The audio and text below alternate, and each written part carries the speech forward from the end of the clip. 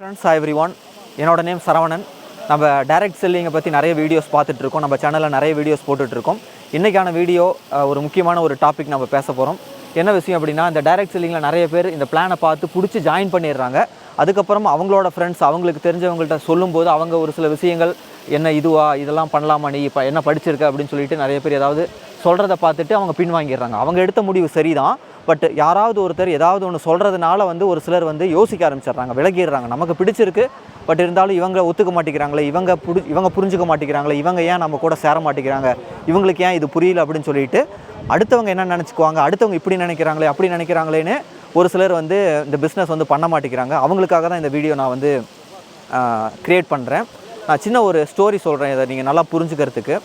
இப்போ ஒரு தாத்தாவும் ஒரு பேரனும் ஒரு குதிரையில் ஒரு வாக் போனாங்களாமா. அதாவது அந்த பேரனை குதிரையில் மேலே உட்கார வச்சுக்கிட்டு தாத்தா அந்த குதிரையை பிடிச்சிக்கிட்டு அப்படியே வாக் போனாராமா. அதில் ரோட்டில் இருக்கிறவங்க எல்லாமே வேடிக்கை பார்க்குறவங்க எல்லாமே பார்த்துட்டு, இங்கே பாரு இந்த பையனுக்கு கொஞ்சம் கூட பாசமே இல்லை, தாத்தா ரொம்ப வயசானவர், அவர் நடந்து போயிட்டு பையன் பாருங்கள் மேலே உட்காந்துட்டு போயிட்டுருக்கான் அப்படின்னு சொல்லிட்டு ஒரு சிலர் பார்த்து பேசினாங்களாமா.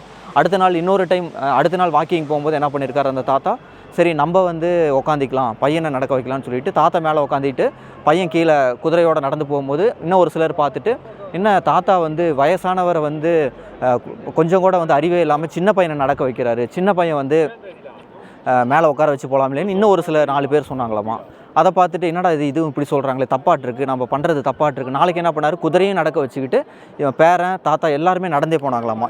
அதை பார்த்து ஒரு சிலர் என்ன சொல்கிறாங்க, என்னடா இது 2 பேரும் நடந்து போகிறாங்க, யாரோ ஒருத்தர் உட்காந்துட்டு போகலாம்ல அப்படின்னு சொன்னாங்களாமா. அப்போ இந்த கதையிலேருந்து நான் என்ன உங்களுக்கு புரிய வைக்கிறேன்னா, என்ன நம்ம பண்ணாலுமே யாராவது ஒருத்தர் ஏதாவது ஒன்று சொல்லிக்கிட்டே இருப்பாங்கங்க. நம்ம பண்ணுறது சரியா, நம்ம பண்ணுறதுக்கு காரணம் நமக்கு தெரியுதா, நம்ம பண்ணுறது ரைட் அப்படின்னா நம்ம பண்ணணுங்க. அடுத்தவங்க இவங்க என்ன சொல்லுவாங்க, அவங்க என்ன சொல்லுவாங்கன்னு நினச்சிங்கன்னா எதுவுமே உங்களால் பண்ண முடியாது.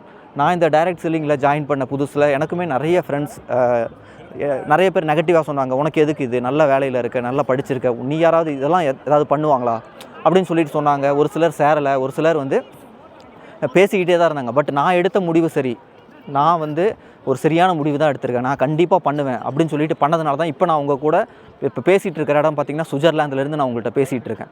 சுவிட்சர்லாந்து டூர் வந்திருக்கேன், ஒரு 6 days டூர் இந்த டைரக்ட் செல்லிங் மூலிமா தான் நான் வந்திருக்கேன். நான் ஜாயின் பண்ணியிருக்க கம்பெனிலேருந்து கிட்டத்தட்ட 200 பேருக்கு மேலே வந்திருக்கோம். அப்போ நீங்களும் இந்த டைரக்ட் செல்லிங்குள்ளே இருக்கிறீங்க அப்படின்னா நம்பிக்கையோடு பண்ணுங்கள், உங்களை நம்பி பண்ணுங்கள். இவங்க சேருவாங்க, அவங்க என்ன சொல்லுவாங்க, இவங்க என்ன சொல்லுவாங்க அப்படின்லாம் நினைக்காதீங்க. உங்களால் முடியுமா, நீங்கள் எடுத்த முடிவு சரின்னு தோணுதா, உங்களுக்கு இந்த பிஸ்னஸ் புரிஞ்சிருக்கா, உங்களால் இது பண்ண முடியும்னு தோணுதா, உங்களுக்கு இது சரின்னு படுதா, நீங்கள் நம்பிக்கையோடு பண்ணுங்கள், கண்டிப்பாக நீங்கள் சக்ஸஸ் பண்ண முடியும். தேங்க்யூ. கண்டிப்பாக நீங்கள் இந்த டைரக்ட் செல்லிங்கில் பெரிய லெவலில் சக்ஸஸ் பண்ணணும்னு நான் விஷ் பண்ணுறேன். தேங்க்யூ. Wish you well.